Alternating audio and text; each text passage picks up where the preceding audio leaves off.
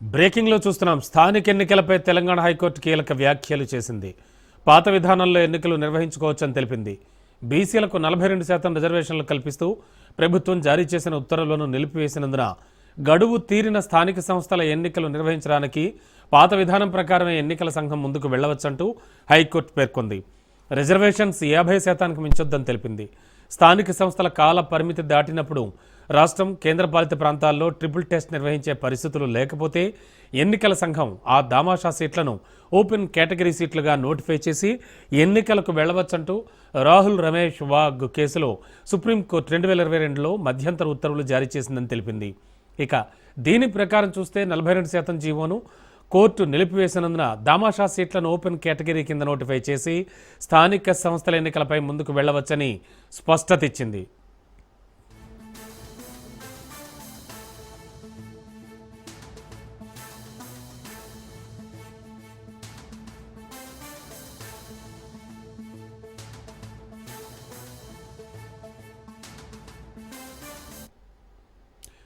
బీసీలకు 42% రిజర్వేషన్లు కల్పిస్తూ జారీ చేసిన జీవో నెంబర్ 9, అలాగే ఎన్నికల ప్రక్రియకు సంబంధించి జారీ చేసిన 41, 42 జీవోలను ఎన్నికల షెడ్యూల్ నోటిఫికేషన్ను సవాల్ చేస్తూ దాఖలైన పిటిషన్లపై హైకోర్టు స్టే ఇచ్చింది. అయితే జీవో 9, 41, 42లను మాత్రమే నిలిపివేస్తూ మధ్యంతర ఉత్తర్వులు జారీ చేస్తున్నామని తెలిపింది. ప్రతివాదులు లేవనెత్తిన అన్ని అంశాలపై ఎలాంటి అభిప్రాయం వ్యక్తం చేయడం లేదని, ఎన్నికలకు ముందుకు వెళ్లవచ్చంటూ పేర్కొంది. అయితే రిజర్వేషన్లు 50% మించరాదని కండిషన్ పెట్టింది. ఓబీసీలకు రిజర్వేషన్లు కల్పించేందుకు ట్రిపుల్ టెస్ట్ విధానాన్ని ఖచ్చితంగా అమలు చేయాల్సిందే అంటూ కోర్టు స్పష్టం చేసింది. దామాషా సీట్లను ఓపెన్ కేటగిరీగా నోటిఫై చేసి ఎన్నికలు నిర్వహించుకోవచ్చని పేర్కొంది. సెప్టెంబర్ 29న ఎన్నికల సంఘం జారీ చేసిన ఎన్నికల ప్రక్రియలో జోక్యం చేసుకోలేదని ధర్మాసనం తేల్చి చెప్పింది. ఎన్నికల ప్రక్రియను కోర్టు నిలిపివేయలేదని పేర్కొంది. పిటిషన్లలో వివాదాన్ని తేల్చేదాకా 42% రిజర్వేషన్లు కల్పిస్తూ జారీ చేసిన జీవోతో పాటు తదనంతర ప్రక్రియ నిమిత్తం జారీ చేసిన జీవో 41, 42లను మాత్రమే నిలిపివేసినట్లు తెలిపింది.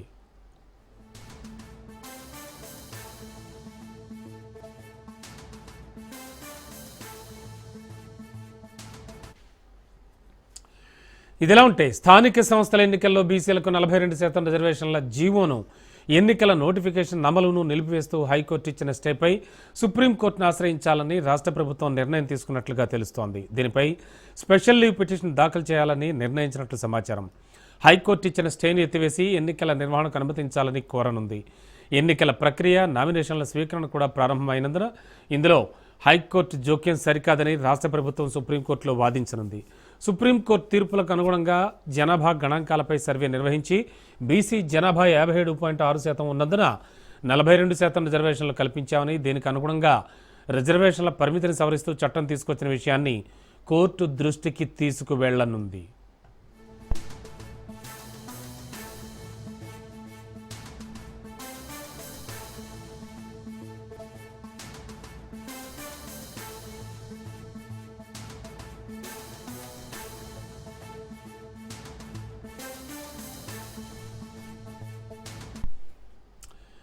ఇక మరింత అదనపు సమాచారం అందించడానికి మా కరెస్పాండెంట్ రాజు సిద్ధంగా ఉన్నారు.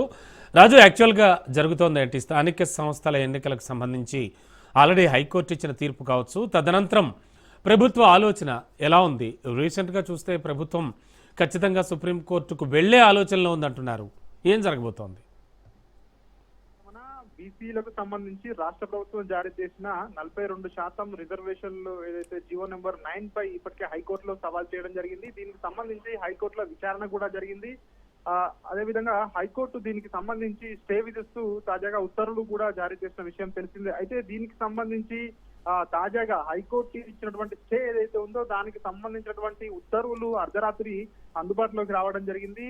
ఈ యొక్క ఉత్తర్వుల్లో ప్రధానంగా హైకోర్టు ప్రస్తావించిన కొన్ని కీలకమైనటువంటి అంశాలను హైకోర్టు తన స్టే విధిస్తూ ఉత్తర్వుల్లో తన యొక్క కొన్ని ఉత్తర్వుల్లో ప్రకటించడం జరిగింది. ప్రధానంగా ఏదైతే రాష్ట్ర ప్రభుత్వం, రాష్ట్ర ఎన్నికల సంఘం, రాష్ట్ర ప్రభుత్వం కూడా ఏదైతే గతంలో ఉన్నటువంటి మాదిరిగానే 50% రిజర్వేషన్లకు లోబడి స్థానిక సంస్థల ఎన్నికలకు వెళ్ళొచ్చు అని చెప్పేసి కూడా క్లియర్ గా తన ఉత్తర్వుల్లో పేర్కొనడం జరిగింది. ఎక్కడా కూడా మేము ఎన్నికల ప్రక్రియను అడ్డుకోలేదని చెప్పి కూడా క్లియర్ గా అందులో మెన్షన్ చేయడం జరిగింది. ఏదైతే జీవో నెంబర్ 9 ఏదైతే ఉందో బీసీలకు కల్పిస్తూ 42% రిజర్వేషన్లకు సంబంధించి ఇచ్చిన జీవోపై అదేవిధంగా తదనంతర పరిణామాలపై వచ్చినటువంటి వాటిపై మాత్రమే మేము స్టే విధించామని చెప్పేసి కూడా హైకోర్టు క్లియర్ గా చెప్పడం జరిగింది. ఇప్పుడున్న పరిస్థితుల్లో రాష్ట్ర ప్రభుత్వం అయితే ఎన్నికలకు వెళ్లేందుకు ఏదైతే పాత విధానం ఉందో 50% లోబడి రిజర్వేషన్లకు సంబంధించి ఎన్నికలకు వెళ్లేందుకు అవకాశం ఉంది అని చెప్పేసి కూడా హైకోర్టు అయితే క్లియర్ గా తన యొక్క స్టేలో ఉత్తర్వుల్లో పేర్కొనడం జరిగింది. అదేవిధంగా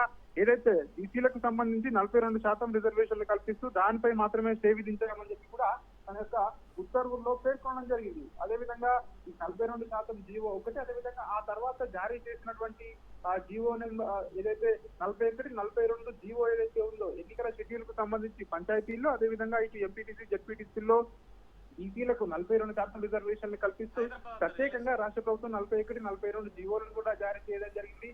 సో వాటిని మాత్రమే వాటిపై స్టే విధించడం జరిగిందని చెప్పి కూడా హైకోర్టు అయితే క్లియర్ గా తన ఉత్తర్వుల్లో పేర్కొనడం జరిగింది. ప్రధానంగా వికాస్ కిషన్ రావు గవాలీ కేసును పరిగణలోకి తీసుకుని జీవో 9, 41, 42 నిలిపివేస్తూ మధ్యంతర ఉత్తర్వులు జారీ చేస్తున్నామని చెప్పేసి హైకోర్టు అయితే క్లియర్ గా చెప్తున్న పరిస్థితి కనిపిస్తా ఉంది. అదేవిధంగా బీసీలకు 42% రిజర్వేషన్లు కల్పిస్తూ రాష్ట్ర ప్రభుత్వం ఇచ్చినటువంటి జీవో, దీని కారణంగా రాష్ట్రంలో రిజర్వేషన్లు 67%కి ఏదైతే చేరుకున్నాయి. 50% సీలింగ్ ఏదైతే ఉందో దాన్ని దాటిపోయాయి. ఇప్పటికే సుప్రీంకోర్టు మార్గదర్శకాల ప్రకారం 50%కి రిజర్వేషన్లు మించడం చెప్పేసి ఏదైతే దాని పరిమితికి ఇవి పైబడి ఉన్నాయి కాబట్టి ఖచ్చితంగా సో దాన్ని కూడా పరిగణలోకి తీసుకున్నామని చెప్పి హైకోర్టు అయితే తన ఉత్తర్వుల్లో పేర్కొనడం జరిగింది.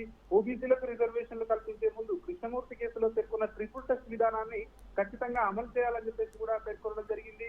సో ప్రస్తుతం ఇప్పుడు ట్రిపుల్ టెస్ట్ ఇక్కడ పాటించామని చెప్పి రాష్ట్ర ప్రభుత్వం చెప్తా ఉంది. అయినప్పటికీ కూడా ఏదైతే ఇప్పుడు 42% రిజర్వేషన్లు కల్పిస్తూ బీసీలకు ఏదైతే 42% రిజర్వేషన్లు ఇస్తూ సీట్లను కూడా నోటిఫై చేయడం జరిగిందో, ప్రస్తుతం ఎన్నికలకు వెళ్లాలనుకుంటే ఆ సీట్లను ఏవైతే అదనంగా నోటిఫై చేసిన సీట్లు ఏవైతే ఉన్నాయో వాటిని జనరల్ సీట్లుగా నోటిఫై చేస్తూ 50% పరిమితికి లోబడి ఎన్నికలకు వెళ్లేందుకు రాష్ట్ర ప్రభుత్వానికి అవకాశం ఉంది, వెళ్ళొచ్చు, మేము ఎన్నికల ప్రక్రియలో ఎక్కడ జోక్యం చేసుకోలేదని చెప్పి హైకోర్టు అయితే స్పష్టంగా తన ఉత్తర్వులో పేర్కొనడం జరిగింది. ఇటీవల ఏదైతే కొంతమంది ఈ వాదనను సమర్థిస్తూ ఇందిరా సహాని అదేవిధంగా జన్హిత్ అభియాన్ కేసులను ప్రస్తావిస్తూ ఈబీసీలకు 10% రిజర్వేషన్లు కల్పించిన విషయాన్ని కూడా హైకోర్టు దృష్టికి ప్రభుత్వం తీసుకురావడం జరిగింది.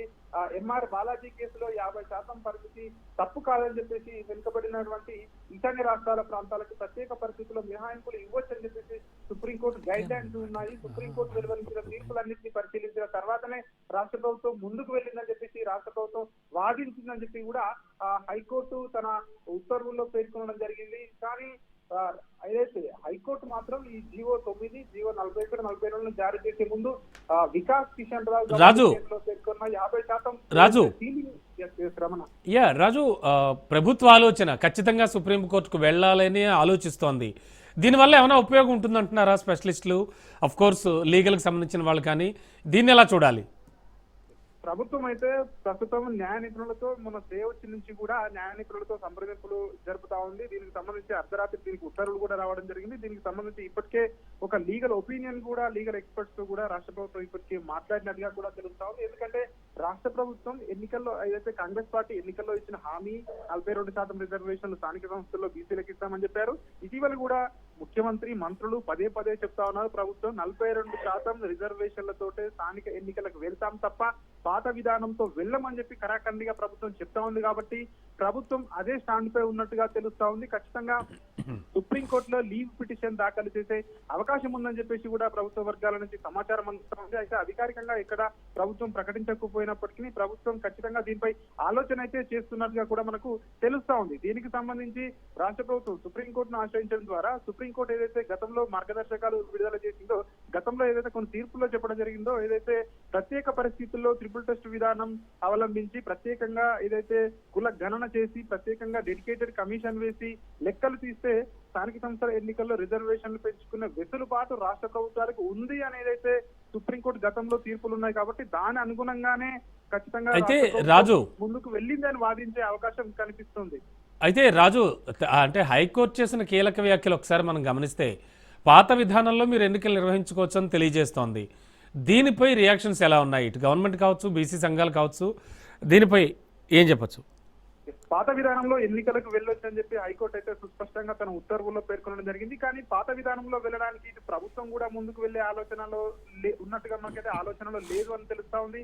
ఒకవైపు బీసీ సంఘాల నుంచి పెద్ద ఎత్తున విమర్శలు వచ్చే అవకాశం అయితే కనిపిస్తా ఉంది. ఎందుకంటే మనం చూసాము స్టే ఏదైతే వచ్చిన మరుక్షణమే హైకోర్టు వద్ద పెద్ద హైదరాబాద్ చోటు చేసుకుంది. రాష్ట్ర వ్యాప్తంగా కూడా బీసీలు పెద్ద ఎత్తున ఉద్యమం చేసే అవకాశం కూడా కనిపిస్తా ఉంది. ఇప్పటికే ఇటు బీసీ సంఘాలు ఈ నెల 14వ తేదీన బంద్ కాల్ చేశామని చెప్పి ఒకవైపు చెప్తున్నటువంటి పరిస్థితి కనిపిస్తా ఉంది. బంద్ను ప్రకటించడం జరిగింది. మరొక వైపు ఎట్టి పరిస్థితుల్లోనూ రాష్ట్ర ప్రభుత్వము ఇటు ఇతర రాజకీయ పార్టీలన్నీ కలిసి వచ్చి బీసీలకు న్యాయం చేయాలి. ఎందుకంటే నోటికాడికి వచ్చినటువంటి ముద్దను లాగేసే ప్రయత్నం చేయడం మంచిది కాదని చెప్పి బీసీ సంఘాలు పెద్ద ఎత్తున ఇప్పటికే రాష్ట్ర వ్యాప్తంగా ఉద్యమానికి శ్రీకారం చుట్టబోతా ఉన్నాయని తెలుస్తా ఉంది. ఇటు రాజకీయ పార్టీలు కూడా ఏ పార్టీ కూడా బీసీల రిజర్వేషన్లు వ్యతిరేకించడం లేదు. అన్ని పార్టీలు కూడా మద్దతు ఇచ్చాయి. గతంలో అసెంబ్లీలో కూడా అన్ని పార్టీలు ఏకగ్రీవ తీర్మానానికి ఆమోదం తెలిపాయి. కాబట్టి సో ఖచ్చితంగా ఈ 42% రిజర్వేషన్లతో ముందుకు వెళ్లే ఆలోచనలో ప్రభుత్వం అయితే ఉంది. ఒకవేళ లేట్ అయినా సరే ఖచ్చితంగా సుప్రీంకోర్టు అయినా ఆశ్రయించాలని ప్రభుత్వం అయితే పట్టుదలతో ఉన్నట్టుగా కూడా మనకైతే తెలుస్తా ఉంది. సో దీనికి సంబంధించి పాత విధానంతో ఎన్నికలకు వెళ్లే ఆలోచనలో ప్రభుత్వం అయితే ఇప్పుడున్న పరిస్థితుల్లో అట్లాంటి ఆలోచన చేసే అవకాశమే లేదు అని చెప్పేసి కూడా ఎక్స్పర్ట్స్ చెప్తున్నటువంటి మాట. Ramana, okay, thank you Raju.